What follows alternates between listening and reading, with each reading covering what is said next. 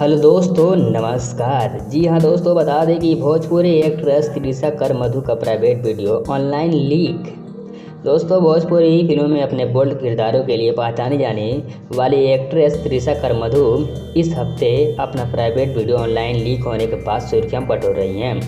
Video में मधु अपने boyfriend के साथ कंप्रोमाइजिंग पोजिंग में नजर आ रही हैं। वीडियो वायरल होने के बाद लोगों ने सोशल मीडिया पर एक्टर को ट्रोल करना शुरू कर दिया।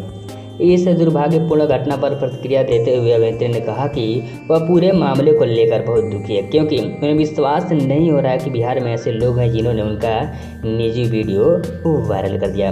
एक्टर ने अपने सोशल मीडिया पर उन लोगों को संबोधित करते हुए लिखा जिन्होंने उनका प्राइवेट वीडियो शेयर किया है। एक्ट्रेस त्रिशा ने लिखा, अगर आपकी बहन की शादी हो जाती है और अगले ही दिन कोई उसकी पहली रात का वीडियो लीक करता है तो ये अच्छा लगेगा या नहीं। तो दोस्तों, ये खबरें कैसी लगी, लाइक कमेंट शेयर करके जरूर बताएं।